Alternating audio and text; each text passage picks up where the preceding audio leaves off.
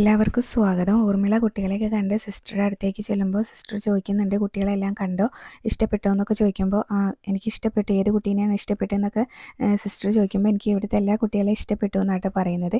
ഒരു കുട്ടീനെയല്ലേ ദത്തെടുക്കാൻ പറ്റുള്ളൂ എന്ന് സിസ്റ്റർ ചോദിക്കുകയും ചെയ്യുന്നുണ്ട്. എനിക്ക് ഒന്നോ രണ്ടോ ആയാലും കുഴപ്പമൊന്നുമില്ല എന്നൊക്കെ ഇങ്ങനെ ഊർമിള പറയുകയാണ് കേട്ടോ. എന്നിട്ട് അതിൻ്റെ കൂടെ തന്നെ പറയുന്നുണ്ടായിരുന്നു, എൻ്റെ ഒരു അത്യാഗ്രഹം ആണെന്ന് വേണമെങ്കിൽ പറയാം, ഞാനൊരു കാര്യം കൂടി ചോദിച്ചോട്ടെ എന്ന് ചോദിക്കുമ്പോൾ സിസ്റ്റർ ഇങ്ങനെ അത്യാഗ്രഹം എന്ന് പറയുമ്പോൾ തന്നെ അറിയാലോ അത് നടക്കാത്ത കാര്യമാണെന്നുള്ളത്. അപ്പോൾ എന്തായാലും പറയൂ. ഊർമിള സിസ്റ്ററിനോട് പറയുന്നുണ്ടായിരുന്നു, എനിക്ക് ചിന്നിമോളെ കൂടെ കിട്ടിയാൽ കൊള്ളായിരുന്നു എന്ന് പറയേ. അപ്പോൾ സിസ്റ്റർ പറയുന്നുണ്ടായിരുന്നു, എനിക്ക് ഒരു അത്യാഗ്രഹം ഉണ്ടെന്ന് പറഞ്ഞപ്പോൾ തന്നെ അത് തോന്നിയായിരുന്നു എന്ന് പറയും. പിന്നീട് ചിന്നിമോളെ ദത്തെടുക്കാൻ കുറച്ച് ഇങ്ങനെ പ്രശ്നങ്ങളൊക്കെ ഉണ്ട്. ആ കാര്യങ്ങളൊക്കെ ഊർമിളേനോട് പറയുന്നുണ്ടായിരുന്നു കേട്ടോ. ചിന്നിമോളയാണെങ്കിൽ ഒരു പ്രത്യേക ഏജൻസിയിലൊന്നും രജിസ്റ്റർ ചെയ്തിട്ടില്ല, അതുകൊണ്ട് തന്നെ ദത്തെടുക്കാൻ ബുദ്ധിമുട്ടാണ്. അതിൻ്റെ കുറച്ച് പ്രൊസീജിയേഴ്സും കാര്യങ്ങളൊക്കെ പറഞ്ഞു കൊടുക്കുന്നുണ്ടായിരുന്നേ. അപ്പോൾ ഊർമിള പറയുന്നുണ്ടായിരുന്നു, എന്നാൽ ഞാൻ റേസ് ചെയ്യാം, ഏറ്റെടുക്കാം, അങ്ങനെ ഒരുപാട് പേര് ചെയ്യുന്നുണ്ടല്ലോ എന്നിങ്ങനെ പറയൂ കേട്ടോ. സ്പോൺസർഷിപ്പിൽ അവളെ ഏറ്റെടുത്ത് നന്നായിട്ട് പഠിപ്പിച്ച് നല്ലൊരു രാജകുമാരിയാക്കി തിരിച്ചു തരാം, അതാകുമ്പോൾ പിന്നെ കുഴപ്പമില്ലല്ലോ എന്ന് പറയുമ്പോൾ സിസ്റ്റർ ചോദിക്കുന്നുണ്ട്, അതാകുമ്പോൾ നിങ്ങളുടെ ആഗ്രഹം നടക്കില്ലല്ലോ, ദത്തെടുക്കലെന്ന ആഗ്രഹം നടക്കില്ലല്ലോ എന്ന് പറയുമ്പോൾ ഊർമിള പറയുന്നുണ്ടായിരുന്നു, അത് നടക്കും. മറ്റുള്ളവർ ഞാനിങ്ങനെ സ്പോൺസർഷിപ്പിൽ അവളെ ഏറ്റെടുത്ത് പഠിപ്പിക്കുമ്പോൾ ആരും അതിന് ചോദ്യം ചെയ്യാനൊന്നും വരില്ല, ശരിക്കും പറഞ്ഞാൽ എൻ്റെ ആഗ്രഹം തന്നെയാണ് അവിടെ നടക്കുന്നത് എന്നൊക്കെ ഇങ്ങനെ പറയുന്നുണ്ട് കേട്ടോ. അപ്പോൾ ചിന്നിമോളുടെ കാര്യമായതുകൊണ്ട് അവളെ ഇവിടെ ഏൽപ്പിച്ചവരോടും കൂടെ എനിക്കൊന്ന് സംസാരിക്കണം എന്ന് സിസ്റ്റർ പറയുകയാണ് കേട്ടോ. പിന്നീട് ഊർമിള പറയുന്നുണ്ടായിരുന്നു, ഞാൻ എൻ്റെ ആഗ്രഹം നടന്നിട്ടുണ്ടെങ്കിൽ ഈ അനാഥാലയത്തിന് വേണ്ടിയിട്ട് 5 ലക്ഷം ഡൊണേഷൻ തരാം, അത് ഇവിടുത്തെ കുട്ടികൾക്കും ഒക്കെ നന്നായിട്ട് ഉപകരിക്കലോ, സിസ്റ്റർ ഒന്നുകൂടെ ആലോചിച്ചിട്ട് പറയുമെന്ന് പറയുന്നുണ്ട് കേട്ടോ. അപ്പോൾ എന്തായാലും അവളെ ഇവിടെ ഏൽപ്പിച്ചവരോട് ആലോചിച്ചിട്ട് ഞാൻ വിളിക്കാമെന്നൊക്കെ സിസ്റ്റർ പറയുകയാണ്. പിന്നീട് ഊർമിള പോകാൻ നിൽക്കുന്ന സമയത്ത് ചിന്നിമോൾ അങ്ങോട്ടേക്ക് വരുന്നുണ്ട് കേട്ടോ. ആൻറ്റി പോയോ എന്ന് ചോദിച്ച്. അപ്പോഴേക്കും ഊർമിള ചിന്നിമോളെ എടുത്തൊരു ഉമ്മയ്ക്ക് കൊടുക്കുന്നുണ്ട്, ചിന്നിമോളെ തിരിച്ചും കൊടുക്കുന്നുണ്ട് കേട്ടോ. എന്നിട്ട് ചിന്നിമോളോട് പറയുന്നുണ്ട്, ഇനി ഞാൻ ചിന്നിമോളെ കാണാനായിട്ട് വരാമെന്ന് പറയുമ്പോൾ അതെന്തിനാന്ന് ചോദിക്കട്ടെ ചിന്നിമോള്. അപ്പോൾ ഇപ്പോൾ നമ്മൾ ഫ്രണ്ട്സ് അല്ലേ എന്നൊക്കെ പറഞ്ഞ് എന്തായാലും ഇപ്പം നമ്മൾ ഫ്രണ്ട്സാണെന്ന് ചിന്നിമോളും അങ്ങ് സമ്മതിക്കുന്നുണ്ട് കേട്ടോ. അപ്പോൾ കാണാൻ വരണം എന്നൊക്കെ പറയുന്നുണ്ട്. അത് കഴിഞ്ഞ് പിന്നീട് ഊർമിള യാത്രയൊക്കെ പറഞ്ഞ് പോവാണ് കേട്ടോ. ചിന്നിമോൾക്കൊരു ടാറ്റയൊക്കെ കൊടുക്കുന്നുണ്ട്. ചിന്നിമോൾ തിരിച്ചും കൊടുക്കുന്നുണ്ട് കേട്ടോ ടാറ്റ. അവർ കാറിൻ്റെ അടുത്ത് എത്തിയിട്ടും വീണ്ടും ഒന്ന് തിരിഞ്ഞ് നോക്കുന്നുണ്ട് കേട്ടോ ചിന്നിമോളെ. ഒരു സങ്കടത്തോടു കൂടിയാണ് കാറിൽ കയറി പോകുന്നതെന്ന് തോന്നുന്നുണ്ട്. പിന്നീട് അത് കഴിഞ്ഞ് കാണിക്കുന്നത് അലീന അടുക്കളയിൽ ജോലി ചെയ്തുകൊണ്ടിരിക്കുകയാണ്. അപ്പോൾ മനു വിളിക്കുന്നുണ്ടായിരുന്നേ, പപ്പടം എന്തോ കാച്ചിക്കൊണ്ടിരിക്കുകയാണ് കേട്ടോ. അപ്പോഴാണ് മനു വിളിക്കുന്നത്. മനു വിളിച്ചിട്ട് വിശേഷമൊക്കെ ചോദിക്കുന്നുണ്ട്. അപ്പോൾ അലീന അവിടുത്തെ രോഹിത്തിൻ്റെ മാറ്റത്തിനെ കുറിച്ചൊക്കെയാണ് മനുവിനോട് പറയുന്നത്. അപ്പോൾ ഇതൊക്കെ എങ്ങനെ സാധിച്ചെടുക്കുന്നു എന്നൊക്കെ മനു തിരിച്ച് ചോദിക്കുന്നുണ്ടായിരുന്നേ. അപ്പോൾ അലീനയാണെങ്കിലും രോഹിത്തിന് മാറ്റിയെടുത്ത് അതൊക്കെ പറഞ്ഞു കൊടുക്കുകയാണ് കേട്ടോ. മുടി വെട്ടി കൊടുത്തതും എല്ലാം തന്നെ പറയുന്നുണ്ടായിരുന്നേ. അപ്പോൾ അതൊക്കെ കേട്ടപ്പോൾ മനു ആണെങ്കിലും പറയുകയാണ്, എന്നാൽ ഇനി ഞാനും കുറച്ച് ഇങ്ങനെ വെള്ളമൊക്കെ അടിച്ച് കുറച്ച് അലമ്പായിട്ട് നടക്കാം എന്നിങ്ങനെ പറയുന്നുണ്ട് കേട്ടോ. അപ്പോൾ അതെന്തിനാ മനുവേട്ട എന്നിങ്ങനെ അലീന ചോദിക്കുമ്പോൾ, അതാവുമ്പോൾ രോഹിത്തിനെ ഇങ്ങനെ സ്നേഹത്തോടു കൂടി നീ ഇങ്ങനെ നോക്കിയില്ലേ, അതുപോലെ എന്നെ നോക്കുമല്ലോ, അതുകൊണ്ടാണെന്ന് പറയുമ്പോൾ മനുവേട്ടന് അങ്ങനെയാണെങ്കിൽ ജയിലിൽ കിടക്കത്തേ ഉള്ളൂ എന്ന് പറയുമ്പോൾ മനു ചോദിക്കുന്നുണ്ട്, അപ്പോൾ കൂടപ്പിറപ്പുകളോട് മാത്രമേ സ്നേഹമുള്ളൂ എന്ന് കേട്ടോ. അപ്പോൾ അലീന പറയുന്നുണ്ടായിരുന്നു, അവരോട് ഇത്തിരി സ്നേഹം എനിക്ക് കൂടുതലാണ്, എനിക്ക് ഇങ്ങനെ ഇതുവരെ അവരാരും ഇല്ലായിരുന്നല്ലോ എന്നൊക്കെ ഇങ്ങനെ പറയുകയാണ്. അപ്പോഴേക്കും അലീനയുടെ പപ്പടം അങ്ങ് കരിഞ്ഞു പോയിട്ടുണ്ടായിരുന്നു കേട്ടോ. അപ്പോൾ അത് പറയുന്നുണ്ട്, അയ്യോ മനുവേട്ട എൻ്റെ പപ്പടം കരിഞ്ഞു പോയി എന്ന് പറയുമ്പോൾ അലീനേനെ കളിയാക്കിക്കൊണ്ട് മനു പറയുകയാണ്, അതിപ്പോൾ വലിയ നഷ്ടമായല്ലോ, ഇനിയിപ്പോൾ ആ നഷ്ടം എങ്ങനെ നികത്തുക, ഞാൻ ഒരു ലോഡ് പപ്പടം അങ്ങോട്ടേക്ക് ഇറക്കി തരട്ടെ എന്ന് ചോദിക്കുമ്പോൾ, അയ്യോ അത് വേണ്ട, ഇവിടെ ലോഡ് ഇറക്കാൻ ആളില്ല എന്നൊക്കെ മനുവിനോട് കളിയാക്കിക്കൊണ്ട് അലീന പറയുകയും ചെയ്യുന്നുണ്ട്. അപ്പോൾ മനു പറയും, ലോഡ് ഇറക്കാൻ ഞാൻ അങ്ങോട്ട് വരാമെന്ന് പറയുമ്പോൾ, അയ്യോ അത്രയ്ക്ക് ത്യാഗമൊന്നും സഹിക്കണ്ട എന്ന് പറഞ്ഞിട്ട് തിരിച്ചും കളിയാക്കുന്നുണ്ട് കേട്ടോ. അലീനയാണെങ്കിലും ഇവരിങ്ങനെ മനു ആണെങ്കിലും നല്ല മൂഡിലാണ് കേട്ടോ. അപ്പോൾ അലീന ചോദിക്കുന്നുണ്ട്, ഇന്നെന്താ നല്ല മൂഡിലാണല്ലോ, പാൽപ്പായസം കുടിച്ചുവോ എന്ന് ചോദിക്കുന്നുണ്ട്.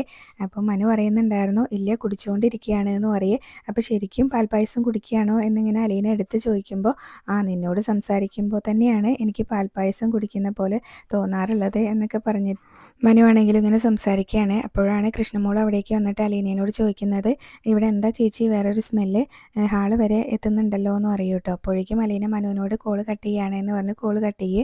അപ്പോൾ മനുവേട്ടനായിരുന്നു, ഞാൻ വന്നതുകൊണ്ടാണ് കോള് കട്ട് ചെയ്തത്, സംസാരിക്കായിരുന്നില്ലേ എന്ന് ചോദിക്കുമ്പോൾ അലീന പറയും, അത് സീരിയസ് ആയിട്ടുള്ള വിഷയമൊന്നും ആയിരുന്നില്ല, വീട്ടുവിശേഷങ്ങളായിരുന്നു എന്ന് പറയും കേട്ടോ. പിന്നീട് പപ്പടം കരിഞ്ഞ കാര്യമൊക്കെ കൃഷ്ണമോളോട് പറയുന്നുണ്ട്. അത് കഴിഞ്ഞ് കൃഷ്ണമോൾ ചോദിക്കും, എനിക്ക് എന്തെങ്കിലും ഹെൽപ്പ് വേണമെന്ന് കേട്ടോ. അപ്പോൾ അത്താഴം എല്ലാം റെഡിയായി, ഞാൻ ഞാൻ അച്ഛനെ വിളിക്കാൻ പോവുമായിരുന്നു. മോളെ അവിടെ കുറച്ച് തുണികളുണ്ട്, അതൊക്കെ ഒന്ന് മടക്കി വെക്കുമോ എന്ന് പറയും. വേണമെങ്കിൽ ബബിതേനെയും കൂട്ടിക്കോ എന്ന് പറയുന്നുണ്ട് കേട്ടോ. അപ്പോൾ ഞാൻ വിളിച്ചാലൊന്നും അവൾ വരത്തില്ല എന്ന് കൃഷ്ണമോൾ പറയുമ്പോൾ ഞാൻ പറഞ്ഞതാണെന്ന് പറഞ്ഞാൽ മതി എന്നൊക്കെ പറഞ്ഞ് അലീന കൃഷ്ണമോളെ അവിടുന്ന് പറഞ്ഞയക്കും കേട്ടോ. ഇപ്പോൾ അലീന പറഞ്ഞാലും ബബിത കേൾക്കാറുണ്ടല്ലോ, അപ്പോൾ അതൊക്കെ കൃഷ്ണമോളോട് പറയുന്നുണ്ടായിരുന്നേ. പിന്നീട് രോഹിത്തിൻ്റെ റൂമിലേക്ക് ചെന്നിട്ട് രോഹിത്തിനോട് അലീന ചോദിക്കുന്നുണ്ടായിരുന്നു, വാതിൽ അടച്ചിട്ടിരിക്കുകയായിരിക്കും കേട്ടോ, അപ്പോൾ ഞാനിപ്പോൾ വരാമെന്ന് പറയും ആദ്യം രോഹിത്. പിന്നീട് പറയുന്നുണ്ടായിരുന്നു, ചേച്ചി ഇങ്ങോട്ട് കയറിപ്പോരെ, അതിന് കുറ്റം കൊടുത്തൊന്നുമില്ലല്ലോ എന്ന്. പിന്നീട് അലീന ചെന്നിട്ട് ചോദിക്കുന്നുണ്ടായിരുന്നു, നിനക്ക് കഞ്ഞി ചോറാണോ ചപ്പാത്തിയാണോ വേണ്ടതെന്ന് ചോദിക്കുമ്പോൾ രോഹിത്തിന് കഞ്ഞി മതി എന്നാണ് കേട്ടോ പറയുന്നത്. അതാണെങ്കിലും റെഡിയാണ്, ചപ്പാത്തി ഉണ്ട് എന്ന് പറയും. അപ്പോൾ ഇത് പറയാനാണോ ഇവിടെ വരെ കയറി വന്നത്, എന്നെ ഇവിടുന്ന് വിളിച്ചാൽ പോരായിരുന്നു എന്ന് ചോദിക്കുമ്പോൾ, അതല്ല മോനെ, എനിക്ക് ഒരു കാര്യം കൂടെ നിന്നോട് പറയാനുണ്ട്, നിനക്ക് ചിലപ്പോൾ കേൾക്കുമ്പോൾ വിഷമം തോന്നാം, എന്നാലും അത് വേണം എന്നൊക്കെ പറഞ്ഞിട്ട് അലീന പറയുന്നുണ്ടായിരുന്നു.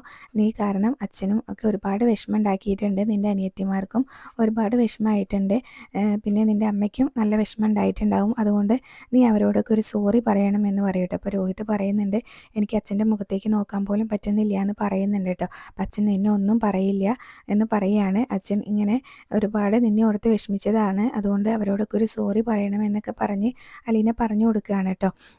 അച്ഛനും അമ്മയും ഒരുപാട് സന്തോഷിക്കുന്നത് ഇങ്ങനെ അവർക്ക് നേട്ടം ഉണ്ടാകുമ്പോഴെല്ലാം മക്കൾ നല്ലൊരു നിലയിലെത്തുമ്പോഴാണ്.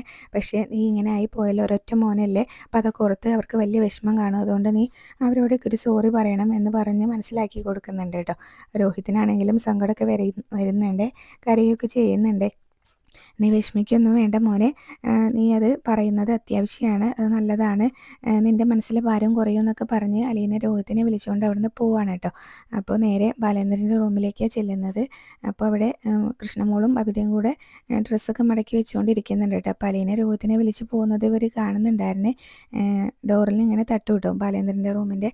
അപ്പോൾ എന്നിട്ടാണ് അലീന ഡോറ് തുറക്കുന്നത്. അപ്പോൾ ബാലേന്ദ്രൻ ലാപ്ടോപ്പിൽ എന്തോ ചെയ്തുകൊണ്ടിരിക്കുകയാണ്. അപ്പോൾ എന്താ അവർ നോക്കുന്ന സമയത്ത് ബാലേന്ദ്രൻ കയറി വരാൻ പറയുന്നുണ്ട്, എന്താണെന്ന് ചോദിക്കുന്നുണ്ട് കേട്ടോ. അപ്പോൾ അലീന പറയും, അച്ഛൻ ആദ്യം ആ ലാപ്ടോപ്പ് ഒന്ന് മാറ്റി വെക്കണം, കുറച്ച് സീരിയസ് ആയിട്ടുള്ള കാര്യമാണെന്ന് പറയുന്നുണ്ട്. അപ്പോൾ ബാലേന്ദ്രനാണെങ്കിലും ആ ലാപ്ടോപ്പ് അങ്ങ് മാറ്റി വെച്ചിട്ട് എന്താണെന്ന് ചോദിക്കുക. അപ്പോഴേക്കും രോഹിത്തിനോട് അലീന അങ്ങോട്ടേക്ക് ചെല്ലാൻ പറയുന്നുണ്ട്.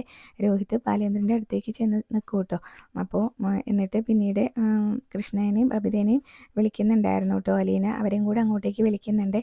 രോഹിത്താണെങ്കിലും ബാലേന്ദ്രൻ്റെ അടുത്ത് ചെന്നിട്ട് ഇങ്ങനെ നിൽക്കുന്ന സമയത്ത്, എന്താടാ മോനെ, എന്താണെങ്കിലും പറഞ്ഞു എന്നൊക്കെ പറയുന്നുണ്ട് കേട്ടോ. രോഹിതിന് ഭയങ്കര വിഷമമുണ്ട്. അപ്പോൾ രോഹിത്താണെങ്കിലും പറയുന്നുണ്ടായിരുന്നു, ഞാൻ കാരണം അച്ഛന് ഒരുപാട് വിഷമമുണ്ടായി എന്നൊക്കെ പറഞ്ഞ് മാപ്പ് ചോദിക്കുകയാണ് കേട്ടോ. അപ്പോൾ ബാലേന്ദ്രനും ആകെ സങ്കടമാവുന്നുണ്ട്, എന്താടാ മോനെ ഇത് എന്നൊക്കെ ചോദിക്കുന്നുണ്ട് കേട്ടോ.